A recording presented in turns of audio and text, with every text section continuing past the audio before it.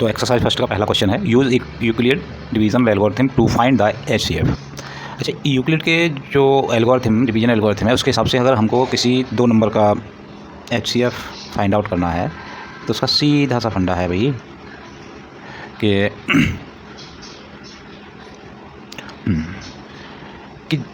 सबसे पहले क्या करेंगे, क्वेश्चन फर्स्ट थोड़ा सा एल्गोरिथम लिख लेते हैं पहले। A equals to B into Q plus are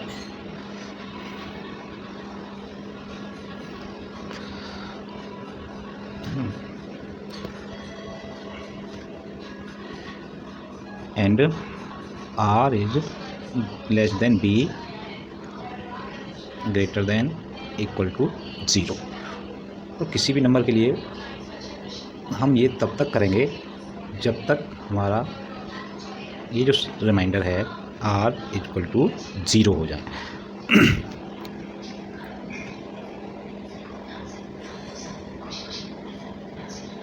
okay,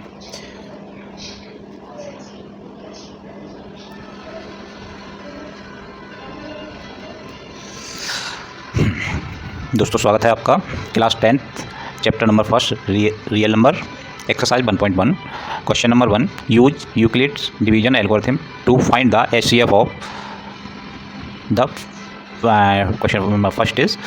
मैंने ये हिंदी इंग्लिश दोनों के क्वेश्चन ले रखे हैं यहाँ, जो इंग्लिश मीडियम स्टूडेंट हैं उनके लिए इंग्लिश वाला और जो हिंदी मीडियम स्टूडेंट हैं उनके लिए हिंदी वाला।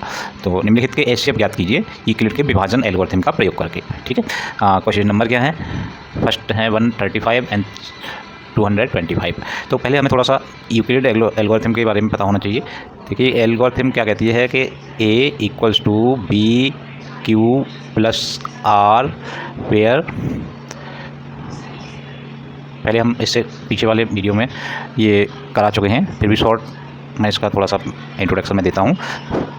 और R equals to less than B and greater equal to 0। अच्छा, किसी भी नंबर का एचसीएफ बी होगा ए और बी नंबर का एचसीएफ बी होगा इफ़ आर इक्वल टू 0। ऐसे लिख दूँ, HCF of number A comma B equals to B if R equal to 0। तो हमें एंड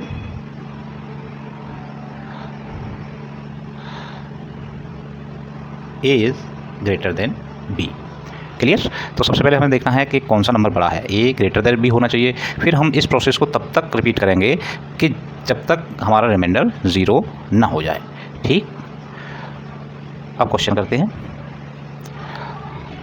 ये मैं रफ कर दे रहा हूँ, क्वेश्चन करते हैं तब क्लियर हो जाएगा आपका। ठीक, क्वेश्चन में दे रखा है, मैं ये वाला क्वेश्चन लेता हूँ 135 और 200। तो फर्स्ट ऑफ ऑल हम चेक करेंगे कि ए क्या है, ए क्या होना चाहिए, ग्रेटर देन बी। मीन्स ए यहाँ हो जाएगा 225 और बी हो जाएगा 135। मीन्स जो छोटा नंबर है, स्मॉल नंबर है, this is B and greater number is A. So A equals to, now A equals to B, अगर 135, अगर मैंने इसमें 2 का भी मल्टीप्लाई कर दिया तो ये काफ़ी आगे निकल जाएगा, इसलिए इसमें कितने का 1 का मल्टीप्लाई कर दिया, प्लस कितना हो जाएगा जी 90। क्लियर। अब जब इस प्रोसेस को आगे बढ़ाएंगे तो ये दो नंबर आर बिकम बी और B become A. Next 135 equals to, अब इसको 90 के उसमें करेंगे, 90 इंटू 1 प्लस 45। अगेन यही प्रोसेस रिपीट करेंगे। this b become a, this r become b. So here 90 and b हो गया 45 इंटू 2 प्लस 0। जैसे ही अपना r इक्वल्स टू 0 हुआ तो ये जो b है, this is the HCF of required number. So क्या करें भाई, so HCF of 135 and 2 to 5 equals to this number means B 45। Clear? इस तरह से ये करना है। ठीक, ये आपका हो गया फर्स्ट वाला। ठीक है, अब इसको रफ करते हैं, तब सेकंड क्वेश्चन करेंगे।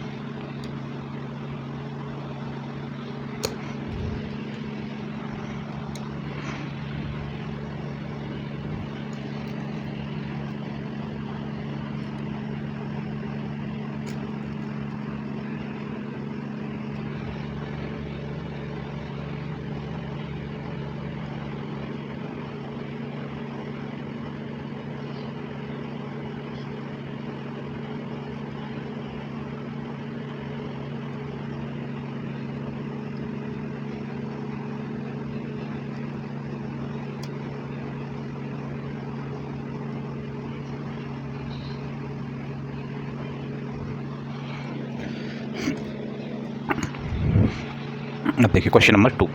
देखिए इतने बड़े उसको आपको क्या करना चाहिए कि जो जनरल अपना डिवीज़न का रूल होता है, इसमें कहता है कि हाँ देखिए जो हम छोटी क्लासों में या बड़ी क्लास में भी ऐसे करके लिख लेते हैं 38220, मैं इसकी बात कर रहा हूँ, और इसको हमें डिवाइड करना है 196 से। तो थोड़ा सा ऐसे करके देख लेते हैं। वन टाइम जाएगा 196, क्या बच गया 6 बचा, एंड यहाँ से 8 बच गया और यहाँ से 1 अब 2 एंड 9 टाइम चला जाएगा। 9 6 जा 54 है ना, 9 6 जा 54, 9 9 जा 81 एंड 5 86 और 9 1 जा 9 and 8 17। Okay, so this has become 12 8 and 9, that's all, and 0. So now this is equal to 5 6 ja 30, 5 9 ja 45 and 3 48 और 5 1 ja 5 5 9। देखिए कम्प्लीटली डिवाइड, तो ये कम्प्लीट डिवाइड हो गया। इसका मतलब बहुत आसान हो गया ये क्वेश्चन। तो हम यहाँ क्या लिखेंगे, फर्स्ट ऑफ ऑल सेलेक्ट करना है क्वेश्चन नंबर 2 में क्या करना है, सबसे पहले तो पता लगाना है कौन सा नंबर ए है कौन सा बी है। कहने का मतलब वैसे ही जनरली दिख रहा है कि 196 is less than 38220, so this number is A and this number is B. So now A equals to B, sorry मैं इसे सही करूँ थोड़ा सा, एक जगह हमको कितना लिखना चाहिए, सो 38220 इक्वल्स टू बी मीन्स 196, तो इंटू अगर इसमें 195 कर दें तो ये पूरी तरह से डिवाइड हो जाता है, रिमाइंडर कितना हो जाएगा 0 हो जाएगा। सो अगर रिमाइंडर हमारा 0 हो गया, r is equal to 0, then b is the HCF of given two number. So HCF of these two numbers, HCF of given these two number means 196, 38220 equals to 196। Clear? और ये लास्ट वाला question मैं आपके लिए छोड़ रहा हूँ। ये आगे बढ़ते हैं क्वेश्चन नंबर 2। क्वेश्चन नंबर 2 क्या कह रहा है, so that any positive odd integer is of the form 6q + 1 6। तो देखिए यहाँ b कितना दे रहा है, अगर इस तरह की फॉर्म में देखा जाए तो ये b होता है, ये b है, दिस इज़ b है और this is r r r। तो मैं इसको अगर इस तरह से लिख दूँ ए बी की फॉर्म में, पहले मैं थोड़ा सा फॉर्मूला लिख रहा हूँ, a equals to B Q plus r। ठीक, तो here b here b equals to 6, so r equals to less than 6 और 0। क्लियर? लेस देन 6 का मतलब 5 तक जाएगा और less greater than equal to अगर साथ में लगाए तो 0 साथ में होगा। तो इसको हम लिख सकते हैं कि a इक्वल्स टू हो सकता है 6q plus 0, a equals to हो सकता है 6q प्लस 1, 6q प्लस 2 कहाँ तक जाएगा? 5 तक, 6q plus 3, 6q plus 4 and 6q plus 5, ये नंबर्स इसमें होंगे। ठीक है। अच्छा, इसने आगे कहा क्या? सो दैट एनी पॉजिटिव और integer is of the form of. अब हमको और चाहिए, और का मीन्स जो 2 से डिवाइड ना हो, है ना। देखिए ये 2 से डिवाइड है क्योंकि 6 2 से डिवाइड हो जाएगा तो पूरा ही 2 से डिवाइड, 0 का कोई मतलब नहीं। ये 6 2 से डिवाइड नहीं है, मीन्स ये ऑड होगा, है ना। ये भी 2 से डिवाइड हो जाएगा। इधर ये 2 से डिवाइड नहीं होगा क्योंकि ये तो इतना तो हो जाएगा, लेकिन 3 वाला 2 से डिवाइड नहीं होगा। इसका मतलब एक ये ऑड हो गया, है ना। ये 4 वाला ऑड नहीं होगा क्योंकि इसमें से 2 कॉमन आ जाएगा, और ये 2 से डिवाइड नहीं होगा, एक ऑड ये हो गया। ठीक, और यही ये पूछ रहा है, सो दैट कह रहा है, सो prove, proved. Clear? Next question. An army contingent of 616 members is to march behind an army band of 32 members in a parade. The two groups are to march in the same number of columns. What is the maximum number of columns in which they can march? Hindi वालों के लिए, एक सैनिक टुकड़ी के 616 सदस्य एक parade में 32 सदस्यीय आर्मी बैंड के पीछे मार्च करने वाले हैं। दोनों समूहों को समान स्तंभों में मार्च करना है। अधिकतम कितने स्तंभों में मार्च कर सकते हैं? जब भी 2 नंबर आएँ और मैक्सिमम वैल्यू निकलवा रहा है, आप समझ जाइए कि ये HCF का है। तो हमारे पास इसका A कितना हो जाएगा? जो बड़ा नंबर है 616, एंड B क्या हो जाएगा? जो स्मॉल नंबर है 32। सो अब हम इसमें क्या करें कि वही अपना यूक्लिड मेथड की तरफ से इसको निकाल देते हैं। देखिए, अगर आपको सही से नहीं पता चल रहा है तो आप ये वाला मेथड अलग से रफ के रूप में ऐसे लिख लीजिए, 616। क्लियर? 1 टाइम जाएगा 32, 9 एंड 2 6 नीचे, 9 18 28, this is equal to 8। clear? and 0 0, तो this is R and this is B, this is A और this is Q। clear? तो लिख देते हैं कि 616 लिख देते हैं, 616 इक्वल्स टू B अपना कितना है? 32 into Q is 19 plus R is 8। Clear? अब नेक्स्ट स्टेप के लिए R become B and B become A। So this is 32 equals to 8 4 जा प्लस 0, क्या करना, 0 हमें चाहिए था HCF के लिए, तो इसका मतलब now this number means B equals to क्या हो जाएगा? HCF। So the maximum number of columns for parade, so the maximum number of column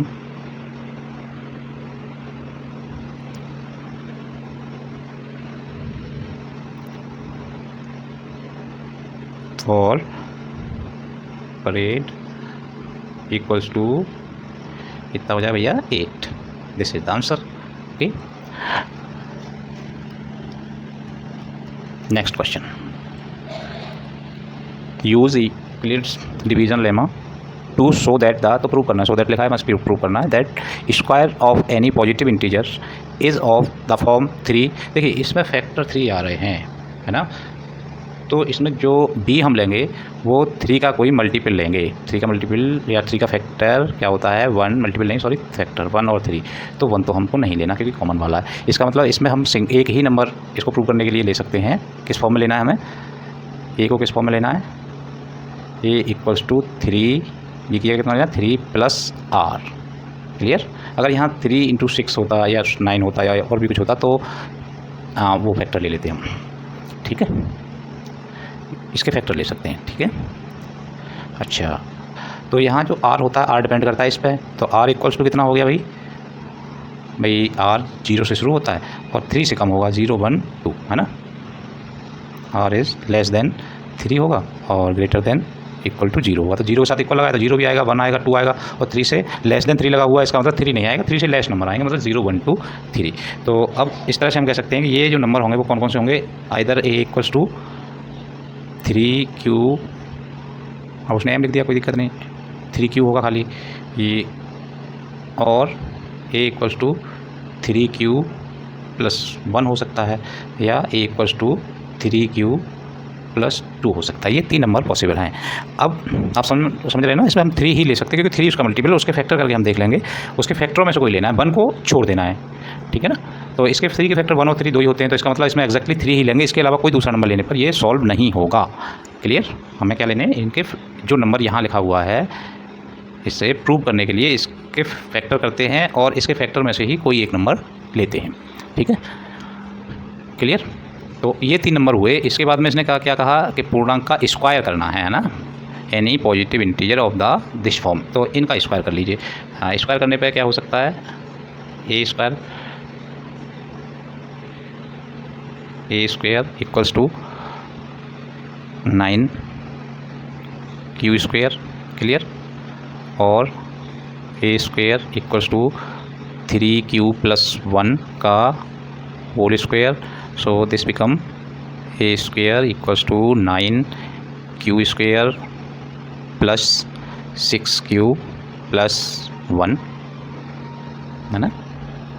इनको थोड़ा सा हम सॉल्व कर लें। मैंने क्या लिख दिया, इसको पहले वाले को ये मैं और लिख दे रहा हूँ, एक नंबर और रह गया, इसको भी करेंगे। मैं इसको लिख दे रहा हूँ a² इक्वल्स टू, मैंने इसको लिख दिया 3 × 3q²। कोई प्रॉब्लम, कोई प्रॉब्लम नहीं। और इस 3q² को मैंने मान लिया लेट m। क्लियर। तो ये किस फॉर्म में आ गया भैया, ये आ गया 3m, पहली फॉर्म मिल गई है ना। अच्छा, इसी तरह से इसको करना है, यहाँ से यहाँ तक हम देखें तो क्या कॉमन आ रहा है, मैं ये लाइन खींच रहा हूँ, a² इक्वल्स टू, मैंने यहाँ से 3 कॉमन ले लिया, ये बन गया 3q² + 2q + 1, ये 2q है, थोड़ा सा मिस हो रहा है इसमें 2।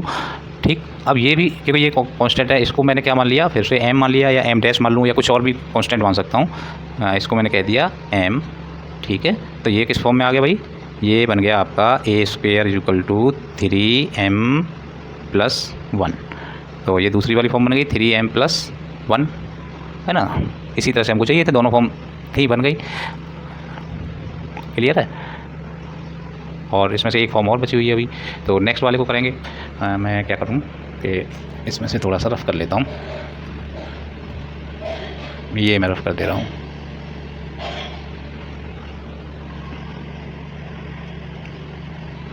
ठीक है, तीसरा वाला जो था हमारे पास वो क्या था बताओ ज़रा। तीसरा ए जो, और हमने तीसरा ए मान रखा था, वो उसका a² हो जाएगा 3q + 2 का होल स्क्वायर। अब इसका होल स्क्वायर ज़रा खोलिए, होल स्क्वायर वाला फॉर्मूला तो पता है, लिख दूँ क्या होता है, ये वाला फार्मूला तो पता होगा भाई, a + b का होल स्क्वायर क्या होगा, a² + 2ab + b² है ना। इस वाले फार्मूले का यूज़ कर रहे हैं। तो this is equal to 9q² + 3 × 2 = 6 और 6 × 2 = 12, 12q + 2 का स्क्वायर 4। अच्छा, इसमें क्या किया है कि एग्जैक्टली तो यहाँ से आप देखिए, इसको थोड़ा सा चेंज इसमें हमें करना पड़ेगा कि ये हो गया कि हमें सबको 3 की फॉर्म में करना है। ये 3 की फॉर्म में है ही, इसमें 3 है ही, इसमें कम से कम एक फैक्टर 3 हो, और इसमें लेकिन 3 नहीं दिख रहा, तो मैंने इसको लिख दिया 3 + 1। कोई प्रॉब्लम ना, कोई प्रॉब्लम नहीं। अब यहाँ से हमने 3 कॉमन ले लिया, तो यहाँ बच जाएगा 3 3 या 9, 3q² प्लस के 4q प्लस 1 यहाँ तक, और ये 1 क्योंकि इसमें 3 है नहीं। अब इस पूरे कांस्टेंट को कोई नया नाम दे देंगे, से m, क्या कह दिया इसको हमने, m, है ना। सो दिस बिकम 3m यहाँ तक और प्लस 1, ठीक है। तो थोड़ा सा और इसे मिटा दूँ तो आपको क्लियर हो जाएगा।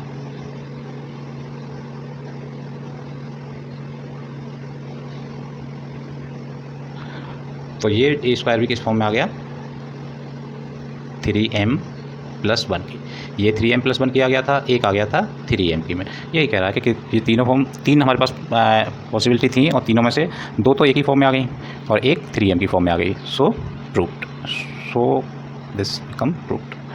क्लियर। नेक्स्ट क्वेश्चन वही है, थोड़ा सा डिफरेंस है। क्या है, use Euclid's division lemma to show that the cube of any positive integer is of the form 9m, 9m plus 1 और 9m प्लस 8, ठीक है। देन थोड़ा सा क्लियर कर लो भाई, स्पेस की थोड़ी प्रॉब्लम तो रहती है, हर जगह एक प्रॉब्लम है। स्पेस की प्रॉब्लम तो भैया अपने देश में लगभग हर जगह हो गई। अब ये इतना रफ कर दो भाई, बहुत है, अपना काम चल जाएगा, चल जाएगा।